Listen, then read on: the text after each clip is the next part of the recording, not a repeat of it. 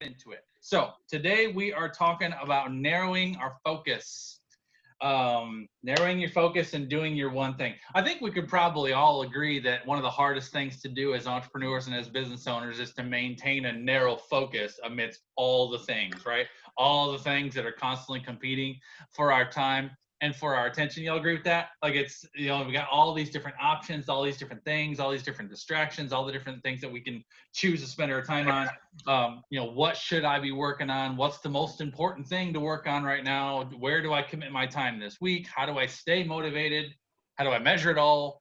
All those questions, those are all the things that we wrestle with. And I remember when I first started out my business, I'm going on my almost fast approaching my 6-year anniversary. And I remember starting out my own business. I was all over the place when I first started. And I think I can say that a part of that was the season that I was in my life. And I think a part of it served me kind of well because there was a lot that I had to learn in that season, but there was also a lot that I had to try and I had to fail and I had to get myself going down the right path. But when I think about that, I think about that season that I went through. I think about there has to be some seasons of struggle. There has to be some seasons where I experienced some failure because otherwise, if everything that I had given my time and attention to throughout that beginning stage of my business, if I had, through all the things that I'd given my time and attention to, if I had experienced any level of success in all the things, like how would I ever know what to let go of and then what to pursue, right? Which to narrow in on. And I remember some aspects of my business early on that I thought were really going to be the core of my future prosperity. And I know all of you well. I think all of us have probably gone through those seasons where you initially get some ideas and you're like, that's going to be my thing. And then you go through a season, you're like, realize, wow, I think I need to let that thing go. So I remember going through some seasons for me early on where I was thinking, there were some specific aspects of what I was doing that I really thought were going to be the core of my income and the core of what I was going to do as a business owner. And one of those was network marketing for me. And I remember I had the opportunity to go to a conference and I had the opportunity to participate in a small group Q&A session with a 7-figure earner in the company and we had a small group, like 10 people. We got to sit down and have dinner with her. Her name is Tracy. And we got to ask her some questions and have a very interactive Q&A. And I found my journal from that point in time in my life. And I was reading this over the weekend. And I'm going to read you what I wrote down from my notes with her. This is what Tracy said to me. And I titled this Notes with Tracy. I was telling her all the things I was doing. And the funny thing about this, let me just set this up. I used to be really proud of the fact that I was a great multitasker. Like I used to put it on resumes. I can multitask like the best of them, man. You can give me 10 things that are all on fire. I could put all the fires out without breaking a bead of sweat and solve all the problems. Like I was just very proud of that. I could juggle a lot. And I kind of carried that into my entrepreneurship where I had a lot of things going. So I sit down with Tracy and have the opportunity to have her ear for a second. And I'm proud to tell her all the things that I have going on, all the balls that I've got going and all the things that I'm doing. And I basically asked her, how do I be successful with these things? What would your advice be for me with all these things that I'm doing? This is what she said to me. She said, it sounds like you're a little all over the place and not focused on any one thing that will produce results for you. I'd pick a single thing that satisfies your short-term objectives and make a plan to spend an intense 3 to 6 months on it and then execute at a minimum 6 hours per day on that one thing. Ideally, the first 6 hours of your day. Since you need money, it should pay you in the short term. She said, you got several different skill sets that could get you paid, but you need to commit to one of them for 3 to 6 months to build a good reputation and get money coming in the door and gain lessons from that area. Then pick another project after that. I'll mute your things for you, will me please, guys? She said, then pick another project after that. Once you've got some regular income flowing, then you can move on to your next thing. Too much of everything results in too little of anything, and that's the number one reason why startups fail. Was not the answer that I was expecting from her. But it was sobering, right? It was like, to me, it was like, whoa. And it was that last statement where she said, Justin, too much of everything results in too little of anything. And that's the number one reason why startups fail. So that thing hit me like a sock in the gut. And then the other thing that she said to me that just really stood out to me, she said, you spend an intense 3 to 6 months on that one thing and then execute on it a minimum of 6 hours per day, ideally the first 6 hours of your day. That really rang with me, because I'm like, I wasn't given any one thing a really good solid core of attention. And really, y'all, that session with Tracy, that was the best advice that I could have ever received, because it was exactly what I needed to hear. And the funny thing is that 2 weeks later was when my mom invited me to join Periscope and start broadcasting. It was 2 weeks after that meeting.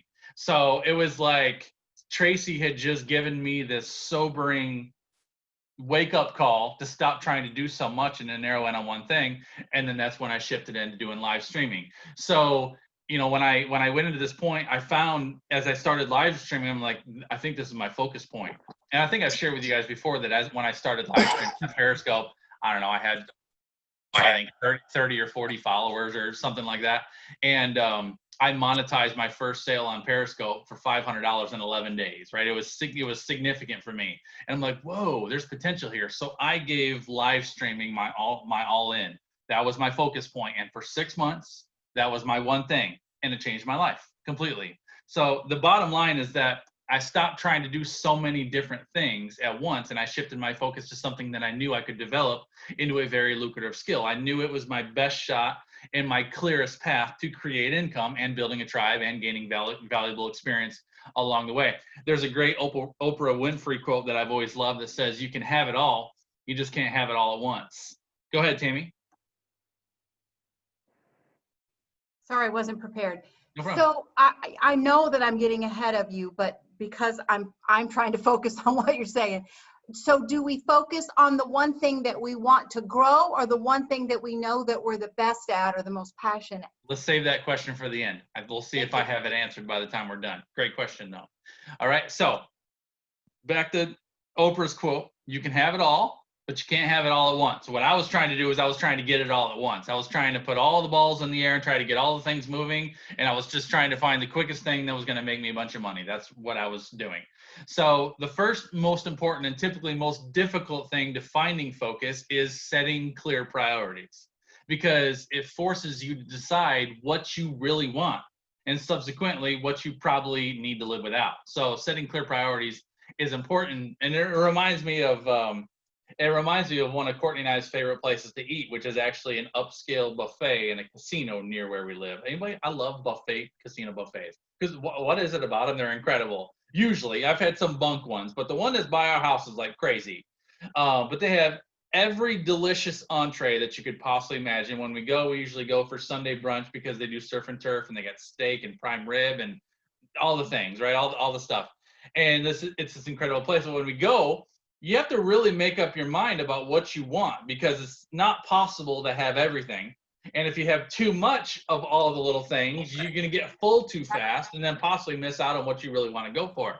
And so this is where really many struggle. Is a lot of people struggle and they're afraid to reject a good alternative for the fear or the loss of what that might deprive them of some essential ingredient to their future happiness. But really, hanging on to all those different things is just stifling the one thing that you really should be giving all of your attention. So I'm going to give you three core, they're not really tips, but I'm going to give you three things I just really want you to think about narrowing your focus this morning.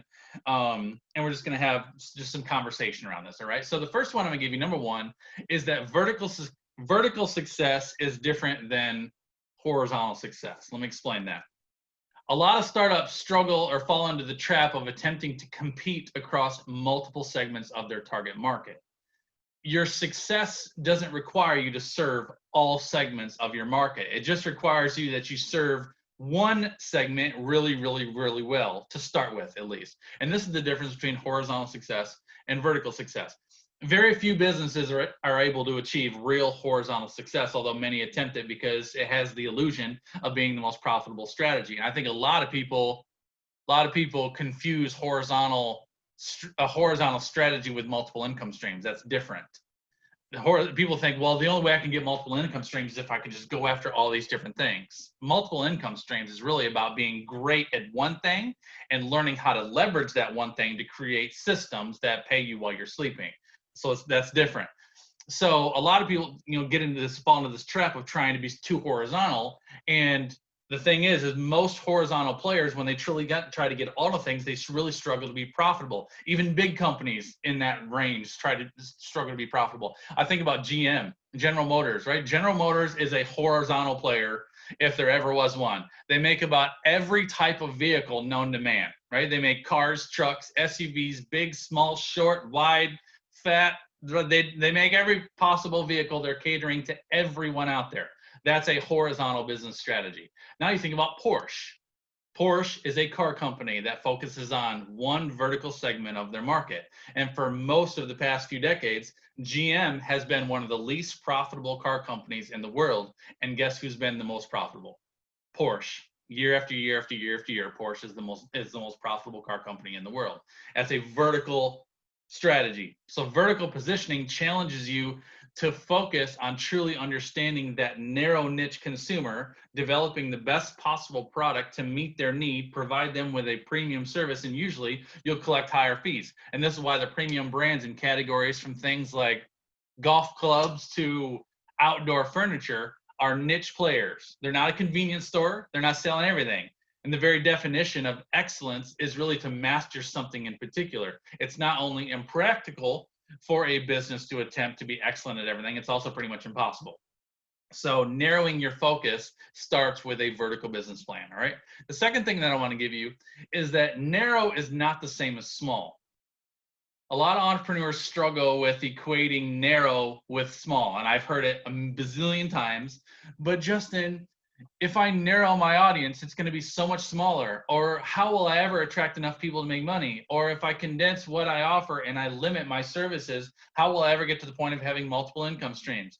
Narrow and small are two completely different concepts. To have a narrow business strategy doesn't mean that you have to have a small business, right? Quite the opposite. I think about Starbucks. Starbucks is a narrow business. They sell coffee, right? But they have a global footprint that few companies can match. But if you think about Starbucks, do you think that Starbucks could have ever achieved that kind of market penetration as a full service breakfast restaurant? Not a chance. Because if they had decided to go all in as a full service breakfast restaurant, they would have just been another breakfast restaurant with a cool name. And yeah, they got good coffee and they would have had some leverage, but their impact would have been so much smaller. So even on that conversation of Starbucks, they didn't start out with the expansive menu that they have today and all the edible add-ons and all the things that you see when you go into a Starbucks of the 21st century. When they started out, they specialized in what they believed they could go vertical with, which was great coffee. And it was only after they mastered that and established their position in the market that they started to expand their menu and expand their offerings. Beyond size and profitability, also the most focused companies tend to also be the most profitable. Like take for example, Apple. Apple is the most valuable company in the world, year after year after year. Yet Apple carries one of the narrowest product lines of any company in the Fortune 500, which is great. But they're really good at what they do. Very, very narrow, very, very vertical. So how do we apply this to us? It's this way I look at it, is I think it's more essential than ever to truly define what you really want to be known for. And it can't be everything. Again, to be excellent in your business is to master one thing in particular and then expand one segment at a time once you've mastered that one thing. Starting out, when I think about myself starting out, I started out with just branding services. That was it. Branding was all I did for about 8 months. That's all I did. Then I eventually added digital products. I started creating digital products to systemize all the things that I was teaching my one-on-one clients. Then I eventually added the inner circle. Then I eventually added website development. Then I added more targeted specialty services like tech support and all those things. Then I added mobile app development just this year. But all of those things, what was that, 5 or 6 different segments, that was over 6 years. It wasn't 6 months. And a lot of people try to go all in on all those things right away. And if I had attempted to do all of those things, I would have struggled with all of them, because every one of those specific things that I've added to my business as I've grown require a lot of my attention and a lot of my time. And if you can't commit your time and attention to that, it'll never be able to take off the way it's designed to. So thinking about this for yourself, again, this is really about your season. And 2020 has been a unique season where I think a lot of the I think a lot of the plans that we've had, I think a lot of the things that we've done up till now, some of the stuff that we plan to do this year has had to go straight out the window, right? But so I think it's really important more than ever to ask yourself, where am I going? And what am I really trying to create right now? What's the audience? What audience do I have in front of me? What's the best way that I can serve them? What do I really want to be my focus right now? Do you want to offer a very specific core service to one-on-one clients? That's how I started, and that's what I mastered. Do you want to add digital content or be a digital content creator that specializes in mini courses? I know a lot of people that are just, they're mini course creators and they're really good at it, and that's their thing. Do you want to be a creator of duplicatable systems, like for your network marketing team, where you go all in for 3 to 6 months and creating a powerful system that just brings in recurring clients? Do you want to be a public speaker? Do you want to be an author? Whatever it is that you want to be, we have to get really, really narrow. And I'm going to challenge you to really consider what you want to focus on over the next 3 to 6 months to be your one thing. All right. Narrow is powerful, and it's also the quickest way to grow beyond being small. All right. The third thing I want to give you this morning is I'm going to shift away from strategy and really just talk about behavior. So the third thing about being narrow is being deliberate. Being deliberate. I remember when I began to figure out the impact of being deliberate and being intentional, my mantra for my daily routine really became sleep, warm up, focus, breathe, enjoy. That's how I roll my day. Sleep, warm up, focus, breathe, enjoy. And once I figured that out, I really found my groove. So what's that look like? I discipline myself to sleep 8 hours a day, period. 8 hours, I need it because I just, for me to be at my best, I need to get a good night's sleep. You can't get 8 hours of sleep if you aren't committed to an evening routine. It just doesn't happen. So I go to bed at the exact same time every night, and I get up at the exact same time every morning. And that is a discipline. And that's probably, I mean, a lot of the things that I've had to master over the years, that's probably one of the hardest things. Because I don't know, anybody else like that? Like, I don't like going to bed at night. I get tired. I certainly get tired, but I enjoy hanging out with my family. I enjoy being up. If we're watching a movie, like that's hard. If my kids are all awake and it's summertime and it's, you know, it's, I go to bed at 10 o'clock and I get up at 5, or I'm sorry, 6. And so I go to bed at 10 o'clock. And when I go to bed at 10 o'clock, it's like sometimes my kids are halfway through a movie and it's like, you just want to hang out and watch the movie. Like, no, I gotta get to bed because I just have to. That's a discipline. So I sleep 8 hours a night. That doesn't happen if you aren't committed to an evening routine. I give myself a 2-hour warm up in the morning, which my warm up time is just my time to set up my day. I do my quiet time with the Lord. I do my morning routine. I'm not in a rush. I give myself 2 hours in the morning just to prime myself for the day. But even that, I'm gonna tell you this in a second. I'll tell you about the warm-up period in a second. So I do my warm-up period, and then once I get into my day, I work at least 6 hours straight on my single biggest priority of the day. And that's that 6-hour thing that Tracy really challenged me to do, is once you get going in your day, to go on a block of time. Now, I'm my best in the morning. Some of you guys, morning is not your thing. Some of you guys, nighttime is your time. And that's totally cool. So I'm not telling you that for you to be successful, that you've got to do up and do these mornings the way I do. What you do need to figure out is you need to figure out you. You need to figure out what your routine looks like, and you need to figure out when you operate at your best. I've got some clients that they're their best at 10 o'clock at night, and they'll work 4 hours from 10 to 2 a.m. because the kids are in bed and the house is quiet, and that's when they can focus. Fine. If that's your sweet spot, find your sweet spot. My sweet spot's in the morning, and I don't know about you, but for me, as soon as I get to about the 1 o'clock period of time and I've had lunch, as soon as I've had lunch, I start to spin. I start to drop as soon as I've eaten. And it's funny, I've always been that way. Even when I worked in corporate, I was the same way. Like when I worked in corporate, we had 14-hour days that we would work. And a lot of people would work, 6 or 7 hours, take a lunch, and then come in for the rest of their hours. And I knew that as soon as I ate lunch, I was done. So when I would come in and work my day, I would come in super early in the morning, and I would usually work 11 or 12 hours straight, take my lunch, and then when I came back, I'd only have 1 or 2 hours left in the day, because I just know that's how I'm wired. And so long as I can keep going on that momentum, I can be super, super productive. So I work 6 hours straight, and that usually takes me to lunch hour, and I stop and take a break for lunch. And then after lunch, I commit usually 2 to 3 hours for general life stuff. And that's my breathe portion. When I talk about sleep, setup, focus, breathe, I give myself 2 to 3 hours often in the afternoon where I just breathe.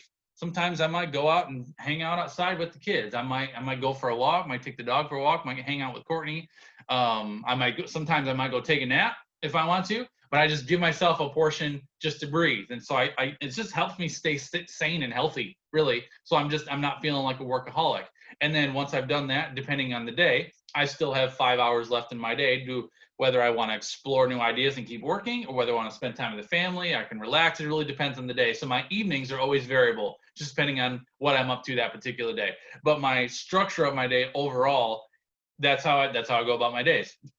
Now, every day is a little bit different, but instead of feeling like a complete workaholic or a complete failure, depending on the day, once I started kind of getting into this rhythm, my life suddenly felt way more purpose driven and way more focused. And I have been more focused and more productive than I've ever been before because I am deliberate. And that's why I say be intentional all the time. I am deliberate and intentional about the way that I plan out my day. Now, you can't just do that by just kind of falling into that. You have to be intentional. So I'm going to give you 4 things that I think make that possible. The first of which, number 1, is I plan my day the night before so I know exactly what I need to accomplish. I have told you guys that so many times till you're blue in the face. So if you're not currently doing that, you have chosen not to do that for whatever reason. So I'm not going to unpack why that's important. It's essential. I plan my day out the night before because it's such an important element to being able to focus on your day, and it's really about setting up your mind to be productive. The second thing is I go to bed the same time every night and I get up at the same time every morning. I don't hit snooze. That has to be a discipline. That's something you have to discipline yourself to do that because it's not easy.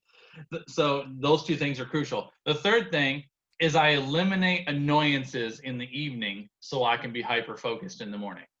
What does that mean? Anything that annoys me in the morning, I try to do it in the evening. And I've been doing this for forever too, even when I worked in corporate. Like, it drives me crazy to clean out a coffee pot in the morning. So I do it, and then I do it in the evening. I clean out my coffee pot, I set up my coffee pot, and I get it ready to go. Because I don't want to get up in the morning and have to clean out coffee grounds. It just is annoying to me. So I do it in the evening. I figure out what I'm going to wear the night before. Now, that's not as quite as extensive as it used to have to be, but I used to lay out all my, whatever suit I was wearing for the day, I would lay it out, iron it, everything. I still do that same thing. It takes me 5 minutes to go in, what shirt am I going to wear today? Nothing crazy, but that's annoying to me in the morning if I get up in the morning and I haven't figured that out. Just little things for my day. If I've got stuff that I know I have to get into first thing in the morning, just like doing open office. If I've got notes or things that I want to print out, I'll print out those notes. I'll have my notes and I'll set all that stuff on my desk ready to go. So when I get up in the morning, I clean out my coffee pots. I clean out my mugs. I always clean the kitchen at nighttime. Usually it's clean, but I always make sure the kitchen's clean because I hate coming down in the morning to a dirty kitchen. Stuff like that. So I found all the things that annoy me, anything that annoys me in the morning, I eliminate it every night so that when I go to bed, I am giving myself my best shot at being focused in the morning. And then the last thing, number 4, is I usually complete 90% of my workload by 1 o'clock every day. And that is, I think what makes that, a couple things that makes that possible. First of all, is when I'm planning my day the night before, I don't give myself more to accomplish than what I know I could probably get done by 1 o'clock. I don't go easy on myself. I still challenge myself. In a lot of cases, I'm not able to quite get it all done. But I challenge myself to be hyper focused to get 90% of my workload done by 1 o'clock because it's a tremendous motivator. Tammy, go ahead. I know that you're a morning person, but for the rest, assuming the rest of us can't hit the ground going 60 miles an hour. So are you saying that 90% of our workload should be in the front half of our sweet spot? What I would tell you is you got to identify for yourself how much time you can commit to your sweet spot on a daily basis. So I give myself 6 hours. That's my sweet spot to go all in during that time. And then when I'm planning my day, my workload, I will not give myself more to do on my daily to-do list than what I believe I can accomplish in my sweet spot. Does that make sense? So, yes. So it starts there. So if you say to yourself, you know what, I can give myself 2 hours a day in the afternoon. And when you're planning your day for your business, because we all have more to do than just our businesses, many of, moms and homeschool and all the things, right? So you got to figure out how much time you can really commit to your business every day. And then when you're planning your day and you're planning your business priorities, you need to plan out what you believe you can accomplish, because a lot of people just kind of keep those separate. A lot of people are like, this is my routine and my schedule, and this is my to-do list. And we make this huge to-do list, and then you don't equate the two.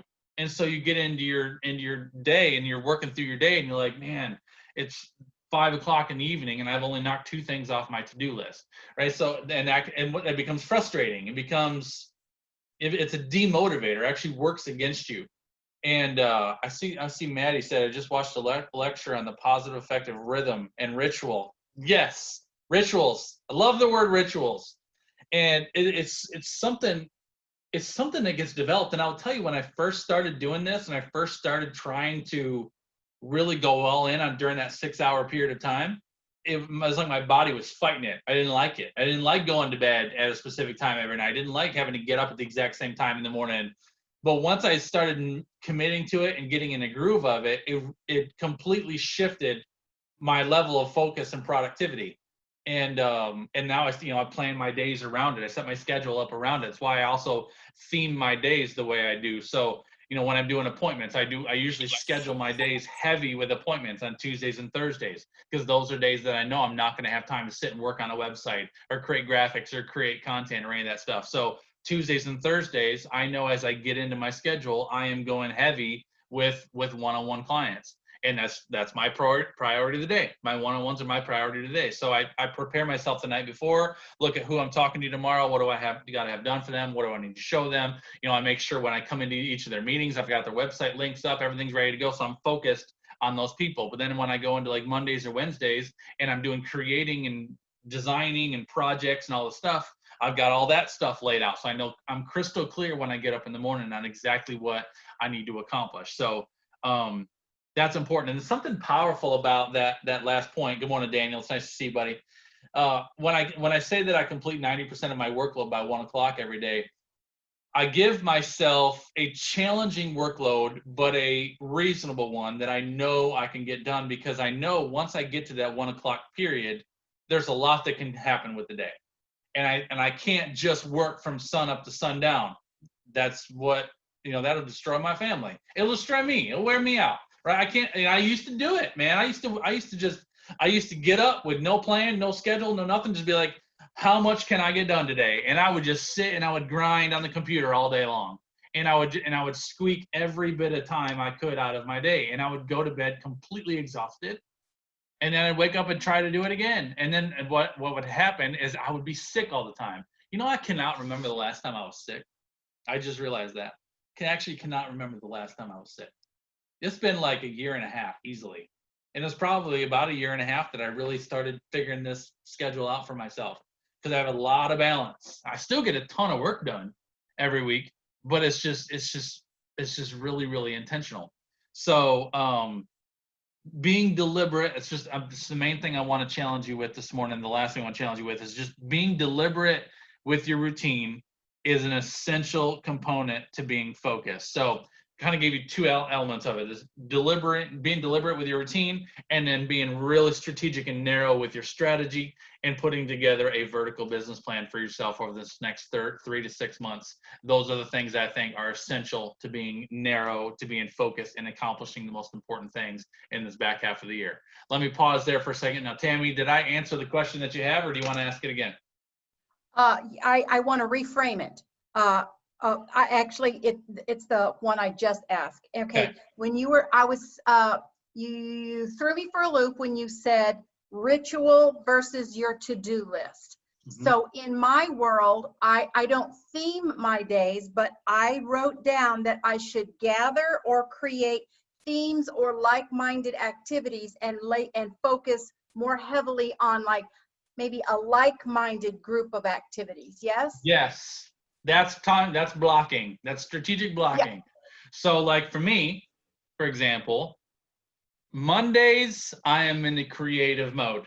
I love Mondays. And it's so funny because I used to hate Mondays. And I used to hated them, because there was like, when I worked in corporate, we always had, all these expectations of us. And then Mondays we had to come into the morning. We had 3 hours of paperwork we had to do. And then we had to get on a conference call with our boss and explain to all of our peers what was going on with our business and what we're doing with all the things. I hated it, hated Mondays. And so as I got into my business and started really just kind of figuring out this rhythm for myself, I'm like, I want to create an environment for myself where I love the new work week. Like, I want to love starting the new week. And it took me a while to figure that out. And what I started with is, I asked myself, what is one of my most favorite things in my business? Creating. I love creating. I love thinking. I love planning. I love brainstorming. I love creating. So Mondays, I don't take any appointments. Mondays are my creation day. So I focus on creating on Mondays. So I get in that mindset because I have to be in a completely different frame of mind, Tammy, when I'm designing a logo, creating a website, versus if I'm doing one-on-ones with a client. It's completely different. And what I used to do is I would just try to pack as much into my day as possible. So I'd have a one-on-one with Tammy at 9 for an hour, and then at 10 o'clock I'd be like, well, let me do some work on Maggie's website for 2 hours. Then I got another one-on-one with Victoria at noon, and then I got to create some content for tomorrow at 2 o'clock, and then I got to answer my emails. And I was bouncing around. And every one of those things is a shift of the mind. And so you lose productivity and momentum every time you have to shift. Versus I'd be like, today I got a whole stack of creative stuff I'm gonna be doing. So I can just lock in for that 6-hour block, and I'm fully creative and I get so much done. And then Tuesdays and Thursdays are my client days. So I stack those days just with clients, and sometimes I'll go 7, 8, 9 one-on-ones in a row. Boom, and just blow right through them. And then it's not exhausting to me because my mind is in that mode. So you're right on it, Tammy, with identifying your time and then asking yourself, what types of activities can you block together on certain days to be the most productive with those? Yep, I love it. Any other questions, or anybody else want to chime in on what works for you? This is what works for me, y'all, but anybody else got thoughts on how you work your days that somebody might be interested in? Or questions for me? Nope, I can see how I got y'all thinking on a Monday morning. That's good. That's my mission. All right, y'all. If y'all are good, I'm gonna leave you with that. I did record this, so if you want to go back and listen to it again, you can absolutely do so. It'll take a while to download, but I'll upload it as soon as I can. I appreciate y'all. I love y'all. Have a spectacular Monday. Be deliberate today, and I'll see y'all later, all right? Take care, guys.